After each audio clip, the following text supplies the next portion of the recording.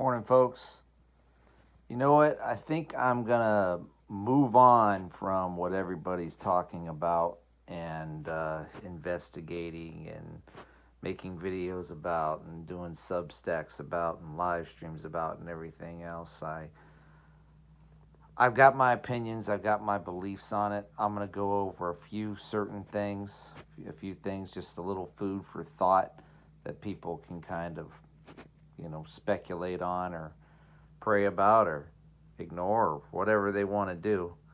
But before I get into that, couple of things. One, I have to make a correction from my video yesterday because I was informed of something. Well, I guess I got the message last night. I didn't check the phone till this morning, so I don't know exactly when it was sent. I didn't see the time, but someone couldn't sleep, and a friend of mine just couldn't sleep, so they were just doing some research or whatever. And evidently, I didn't know. I just kind of went on what I was told about this. I guess the UN General Assembly started on September 9th, and I guess it ends the 28th. Didn't know that. I thought it was like today, because that was the information I had seen. But people went a little deeper and they found that out. So that's interesting. That's been going on, I guess, for a while. I mean, I'd heard about some meetings and I heard about some things that were talked about, but I didn't know that that was actually a convening of the assembly. But I guess it is. I guess that's exactly what it is. And then the other thing is, I had heard that it was in Geneva, that the location had moved to Geneva. Uh, I guess that's not completely accurate. Maybe portions of it will be there. I don't know. Who knows? They never tell us the truth. They always change their agenda and their plans and everything else. So you got to constantly be looking at things and constantly be researching things to get the truth out of anything before they change their mind again or whatever else.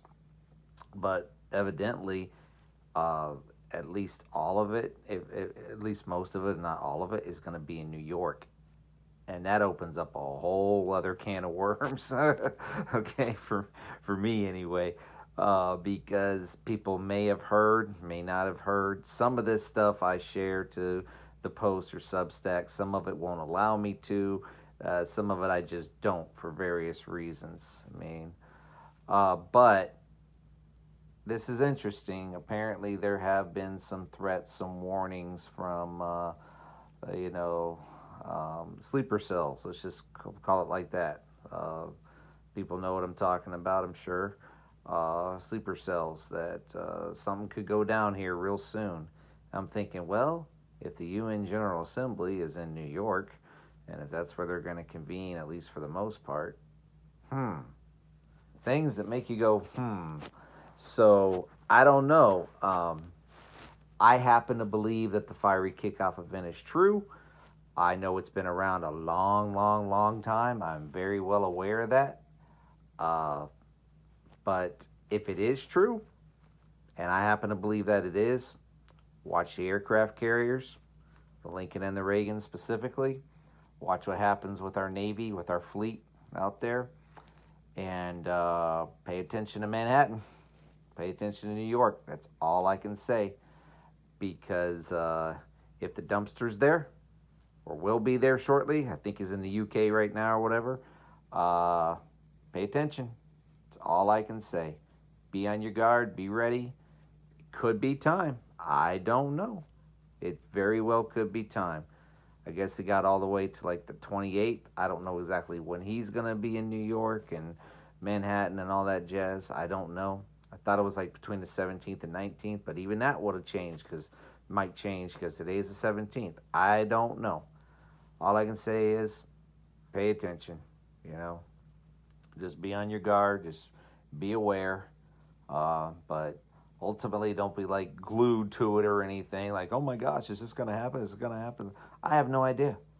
I don't think anybody really does.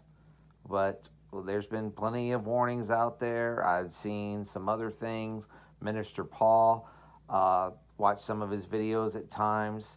listen to what he said. He said he got a specific dream about September 21st.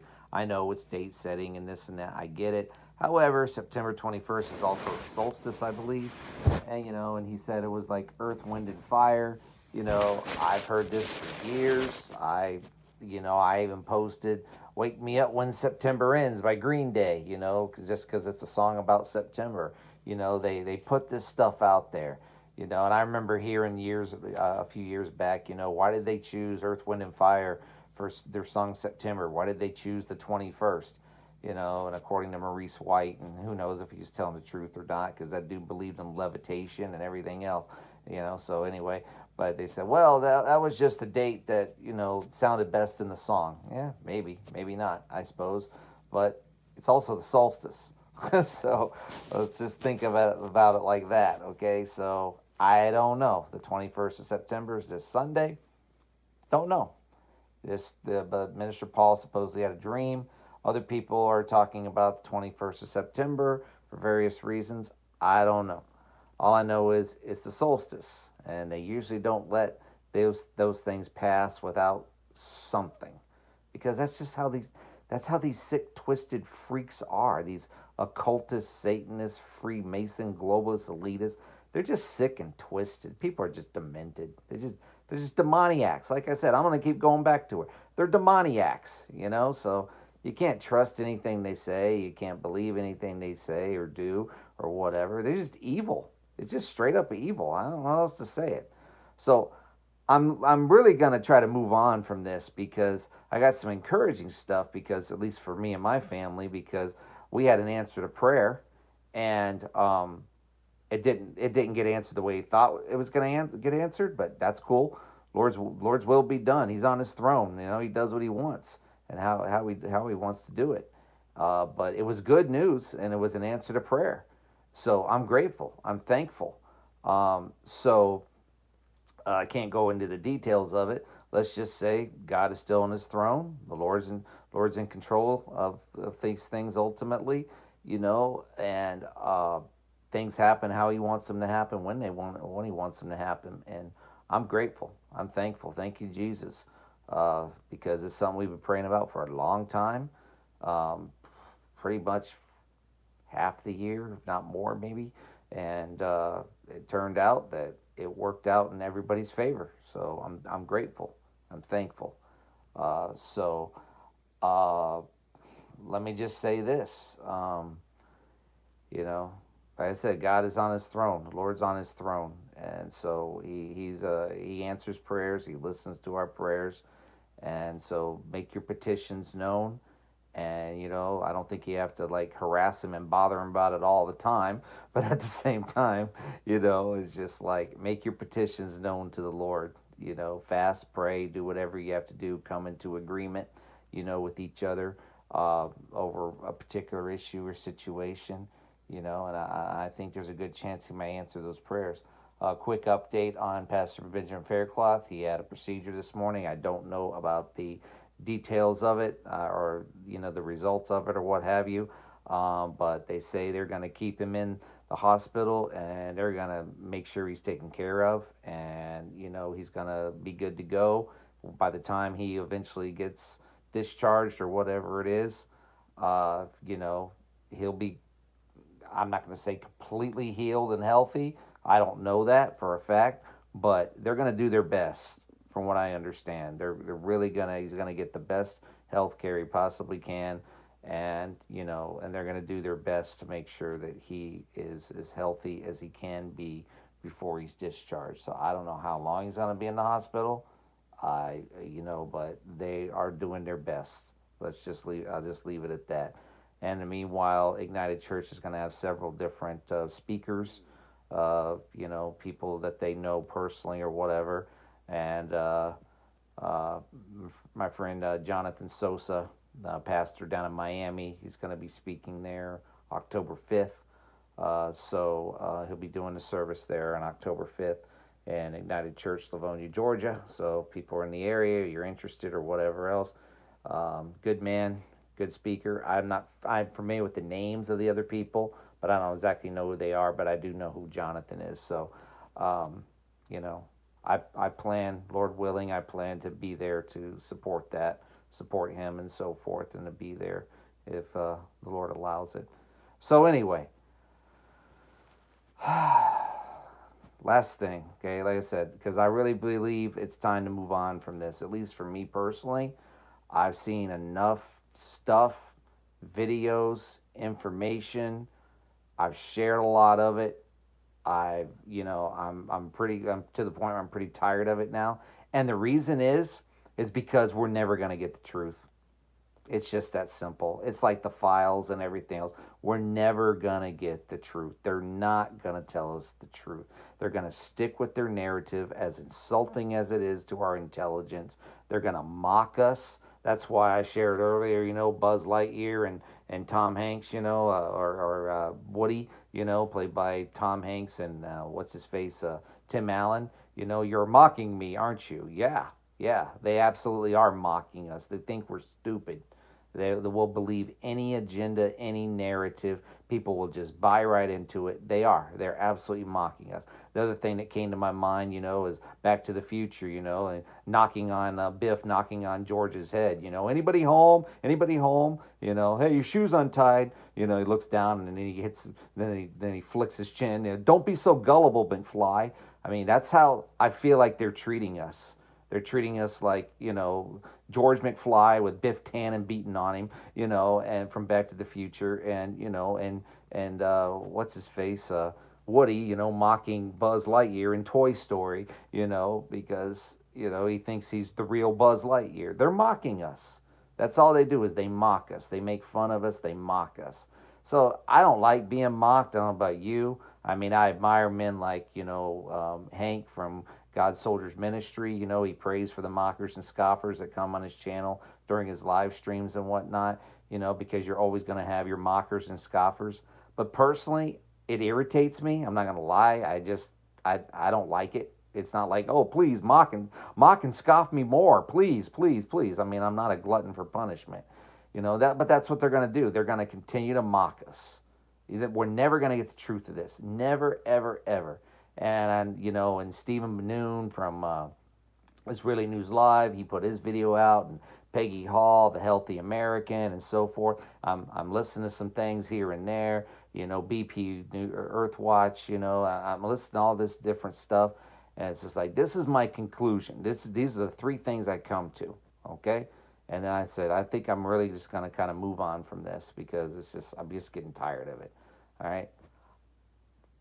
From a law enforcement perspective, there is no, to the best of my knowledge, there's no actual crime scene. They never really set up a crime scene, okay? Anybody who's ever watched the movies, if you're not in law enforcement or don't know anything about it or whatever, there's always a crime scene. There wasn't a crime scene. There was a quick exit. And wherever the bullet projectile came from, I've heard all kinds of different things, whether it was from the side and the back, and then it came out the front, then where's the bullet? Where's the projectile? And if that's the case, there'd be a larger exit wound if it came out the front. And if it did, then how come it didn't hit another bystander unless it got lodged inside the body?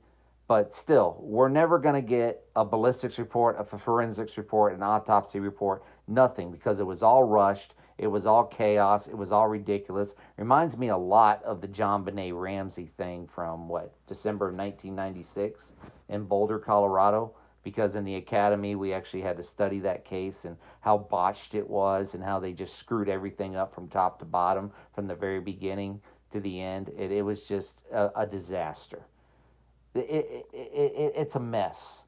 We're never going to get the truth. They're never going to tell us anything different than they want us to know. The world's run by Freemasons, and they throw the 33 in our face. 33 hours we caught him. Well, it took up to 36. Well, actually, technically, it was 33. I mean, they just mock us. They just throw it in our face constantly. So it's insulting to my intelligence. It's insulting to your intelligence. We're never going to get the truth. But there's three questions I have, and that's it.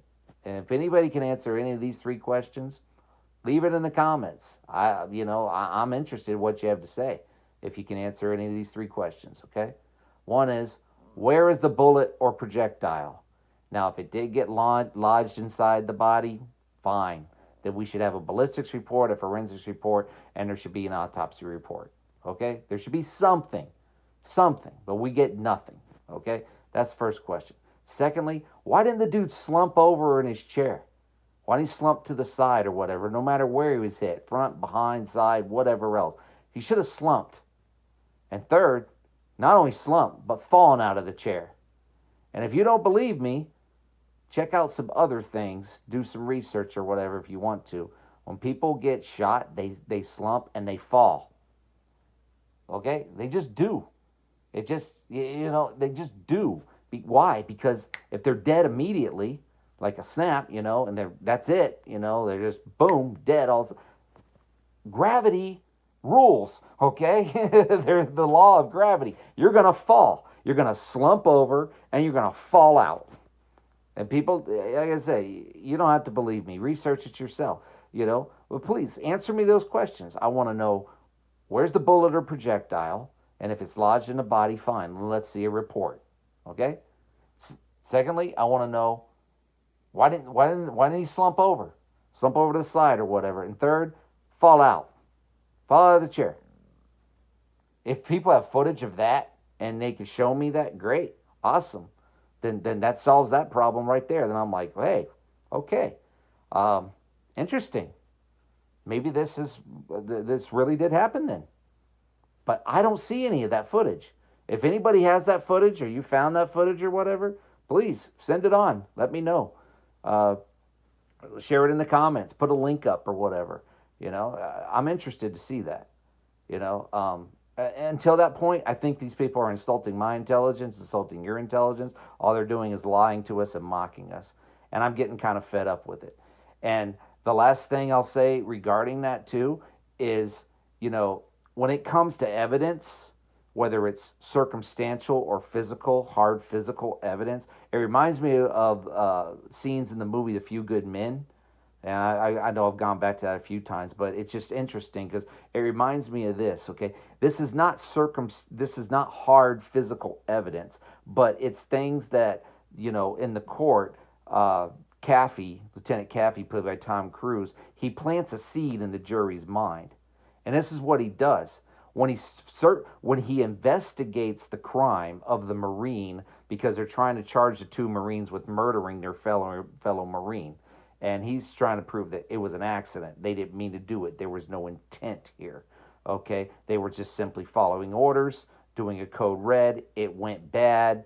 And so when he goes into the Marine who's murdered his room, accidentally murdered, manslaughter or whatever, and he goes into his barracks room, the narrative is the lie that Caffey and his team is being told by Colonel Jessup and the other Marines is that this Marine that was murdered just the night before was scheduled to be transferred off the base in the very early morning hours.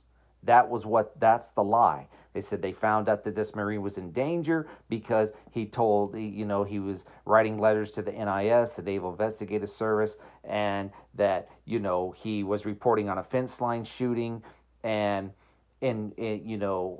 so basically he was willing to give information about a fence line shooting that may or may not have happened or what have you to the NIS in exchange for a transfer off the base, because he did not want to be in Guantanamo. He did not want to be in this division. He was constantly being harassed, treating him like Private Pyle from Full Metal Jacket.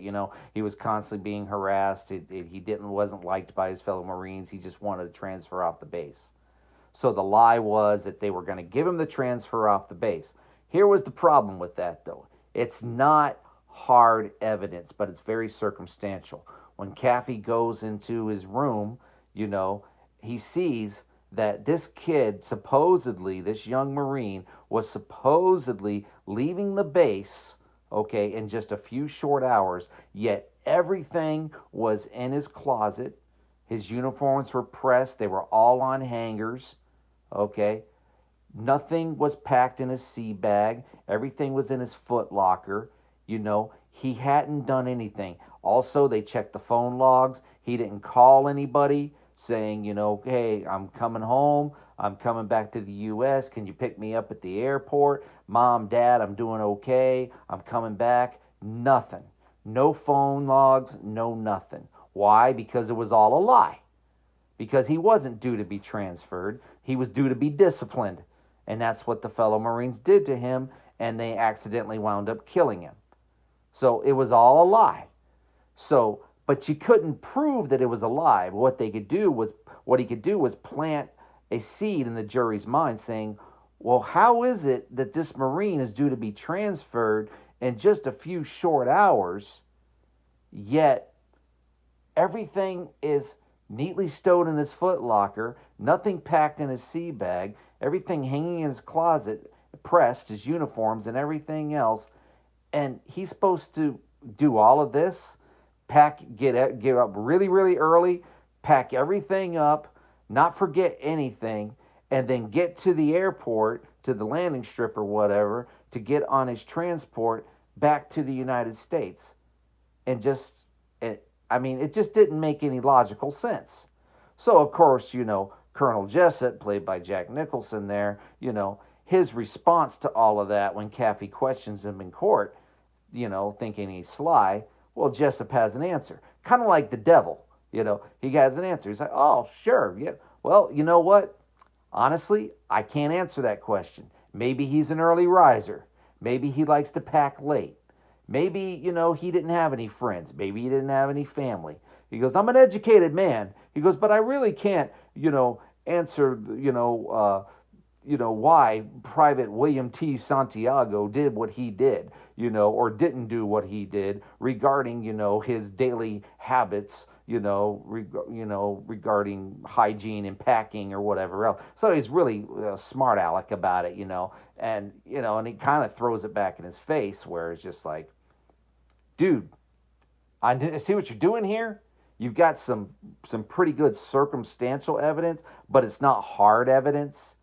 So, are people understand what I'm saying here? It's like there's a lot of questions and no answers, no legitimate answers anyway. And it's just like, so, hey, I don't know why I didn't pack. I don't know why I mean, maybe he's a real fast packer and he could put everything in a sea bag real fast, which is crap for anybody that's ever packed a sea bag. No, you have to be very, very organized in packing a sea bag, or you will not get all your stuff in it.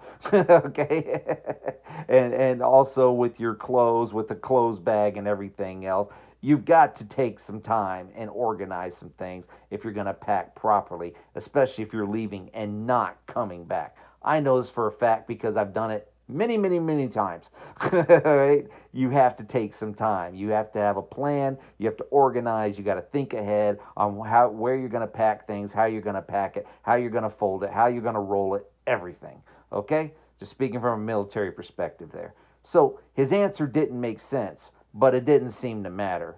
It planted a seed in the jury's mind, but it's not hard evidence. What he had to get him to do was finally admit that Colonel Jessup, ordered the code red for the Marine in his charge, to be disciplined. He had to get him to admit that. That was the only way that Caffey, the lieutenant, the defense for the Marines on trial, that's the only way he was going to win the case, was to get the colonel to admit the truth, which he finally does because Caffey plays on his vanity and says, you know what, this guy wants to admit it. He wants to, tell me if this doesn't sound familiar. He wants to admit it. He needs to admit it because he doesn't want anybody to think that they can challenge his authority, that he is in charge. He made the decision. He made the choice. And how dare you question me? How dare you question the narrative? How dare you ask questions? Who do you think you are? You don't get to question me. You don't get to question the narrative. You don't question the agenda. You just believe whatever crap we give you, American people. You just believe whatever story we tell you, and you go about your merry way. Don't ask questions. Don't try to figure out anything. Don't think for yourself. Don't do anything like that. No. You just do what we tell you. You follow whatever lie we want to give you, and you believe that. And if you don't, there are going to be consequences. Tell me if that doesn't sound familiar.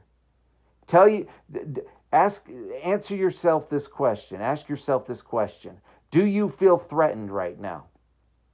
Do you feel threatened by this government?